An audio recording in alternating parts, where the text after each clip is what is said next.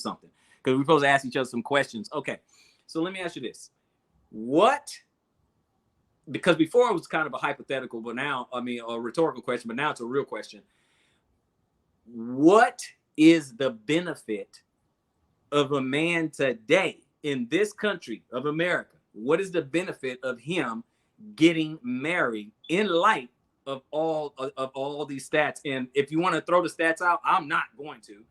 Just look at the court system. Look at that, meaning your wife can end it, no fault divorce. She can end it at any time she wants to. And I'm not talking about your wife specifically. I don't know her. But she can end a man's wife can end the marriage anytime she wants to, for any reason she wants to. Happens every single day. She can take, depending on your state, she can get alimony. No problem. She's probably gonna win. She can get custody of your children. 93% of the time, they get custody of the children. She can get child support. Okay. So you tell me, I'm on the red pill side. So I'm like, right. And I'll tell you my position. My position is there's no advantage. You're talking about two married guys. There's no advantage for a man to be married in America. So that's my position. But I'm asking you, what is the advantage? Why? From a blue pill perspective, why should a man get married today in America? Well, a salute to my tens of millions of homies in America who are married and are getting married. You know, praise God. I just got an RSVP to a baby shower next month for a sister of mine. She's 29 now, and her new husband is 26. But when I started to disciple her, she was about 22 years old, and they're both African American. He was a virgin. She was not. She was in 2 relationships in her life. And within their first year of marriage, they actually got married back in May of 2022. She's about, God willing, they're about to have a healthy baby. So this is a Black couple. So what was the advantage of him sitting under us and asking, and him desiring, as a 24-year-old Black male from California who relocated to upstate New York to get married? And then also for this sister who wanted a husband. She wants to be a man's wife, and she literally sat hoping and waiting to get a husband. Well, I can tell you what we told them, because why should I use myself? Because I already know the advantages of it. The advantages of it is for the children that you produce to actually grow up and actually live in a home where young women not by wish, but by literal example, know what it looks like for a man to love a woman.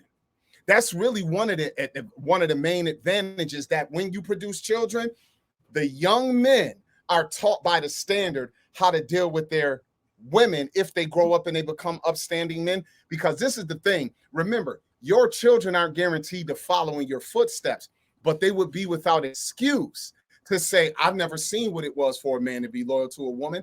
I never seen what it was for a man to work hard. And for young women, if they grew up and took another route, it would be difficult for them to say they didn't have in the home the example of a dedicated woman, a woman who loved a man, a woman who respected a man, but a woman who was also respected.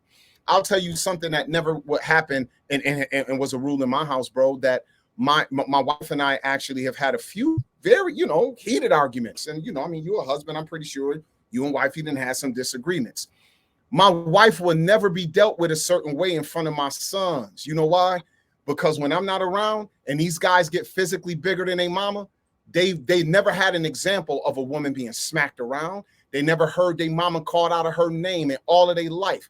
I call my son down here right now. He's 29 years old. He'll tell you he never heard his mama cuss that. She ain't never been a B word. She ain't never been a slut. She ain't never been none of those when I've gotten angry. They've known we've been angry, but it's about the example. Also, the financial benefit for a man to not live his life by himself. Actually, bro, do we need to bring out the marriage stats that actually talk about married men live so much longer than men outside of marriages? And it's not an ethnic group thing. It's literally stats that point that out. Right, Rob? Yeah, Rob? there is. Yeah. Okay, so if we just want it to be without any getting into the minutia, but we just want to use a stat, medical science says that males, especially Black males, who are in loving marriages live so many times, have a longer life expectancy than their counterparts from their community who don't. You wanted to say something, Rob? Yeah, I did. Couple things. One, I agree with you. Married men live longer, but the question is, what is the advantage for a man to get a single man, not a person who's having children out of wedlock? I'm not talking about that. I'm talking about but that's what I'm answering. No. The single man is going to get married, so I'm telling you the benefits of him getting married. Okay, no. Hold on, Zadok. Let him re-ask the question. Yeah, I'm just going to re-ask the question. Yeah, re-ask the question, and then Zadok, you answer. Yeah. Let me just re-ask the question. I simply just asked Rob. I said, what I'm saying you're asking me the question? He's going to re-ask it. He's going to re-ask it again. Go ahead. Yeah. So what I'm saying is, I'm talking about a single man, a single woman, no children on either side, okay? And he is getting married in America, okay? In America, American state marriage license and all that, right? I'm not saying why should a man get married, period. Because yeah, I do believe men should get married and start families and stuff. I'm not talking about period. I'm talking about in America with the American marriage contract, okay? Why should he take that risk is what I'm saying. With the family court system and everything stacked against him, and the divorce statistics, the marriage and divorce statistics, and child support and alimony and all that gleaming and learning that. In other words, I'll make it shorter like this. In other words, if there is an 80%, because women 80% of the time they're the one who initiate it. If there's an 80% chance of the woman that he marries will be the one who initiates a divorce, why should a man in America get married with a state marriage license? I'm not talking about out of wedlock children or nothing like that. Well, I just gave you the example that we just presided over the marriage of a black male who married a black woman. I started out with that, I thought. So just for the audience again, I literally, God willing, I'm going to the baby shower in about 3 weeks of a couple who just got married. And I am speaking from the position of being a leader.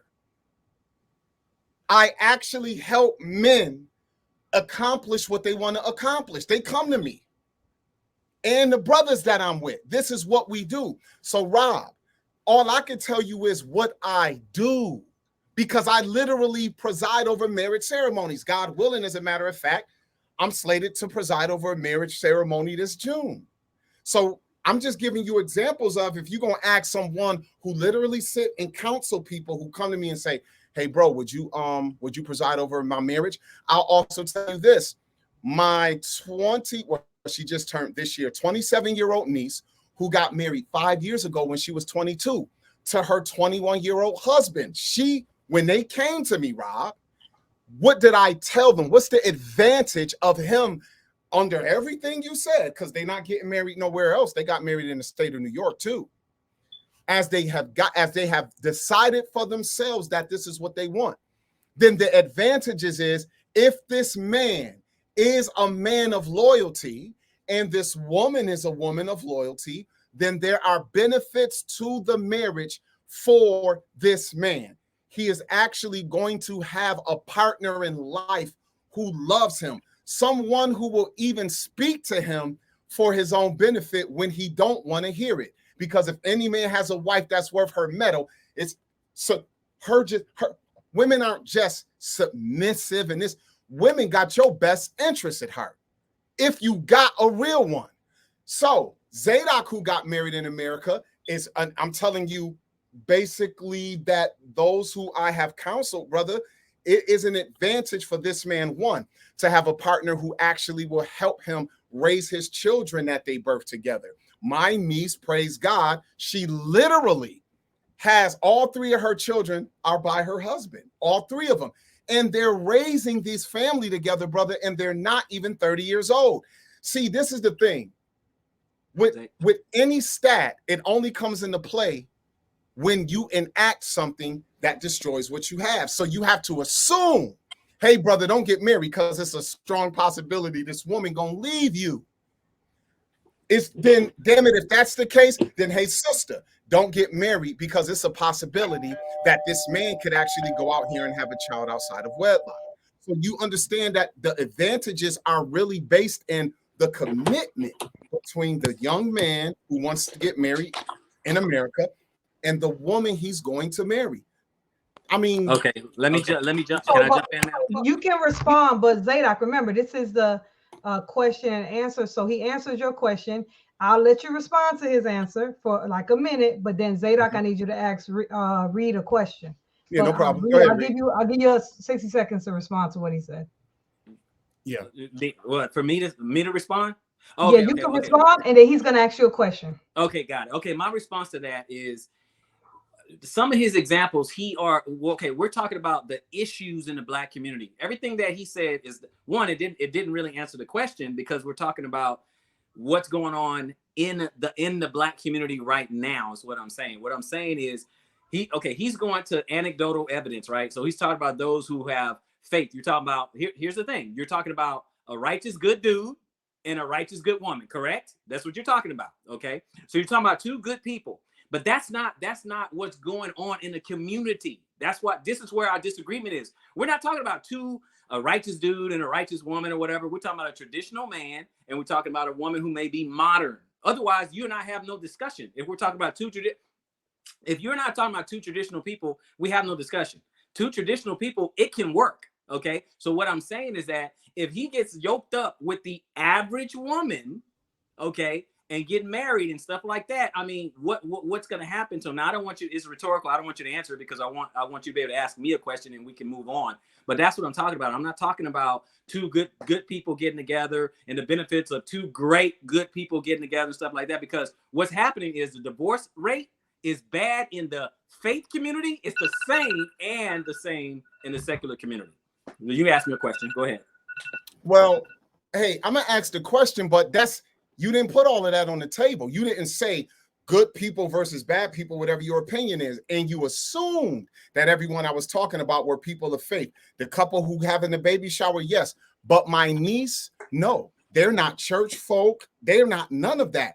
They just came to me because I'm married and I'm her uncle, and she said, "Unc, I want to get married." And I respect marriage. I always wanted to see, because she didn't grow up in one. So it don't mean so what makes somebody good or bad? She's modern. She go out to nightclubs. She works. She earn more money than her husband. Then he's at risk. They're married. They're married. He's at risk. He's at risk. So is she, bro. So is she. That's what I'm saying. But the question was, why should a man? The question was, why should a man? And I told you why. That's for any man.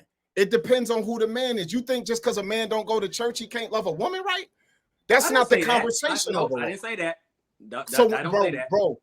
So, okay, so whatever you're calling good people, I'm just talking about people. I'm telling any man, I don't care where he from. I don't got to know your life story. If you telling me you about to get married or you thinking about it as a man in America, my message is the same. That's it. Okay. So now I have a question for you. So now I have a question. Question is to Rob Reed.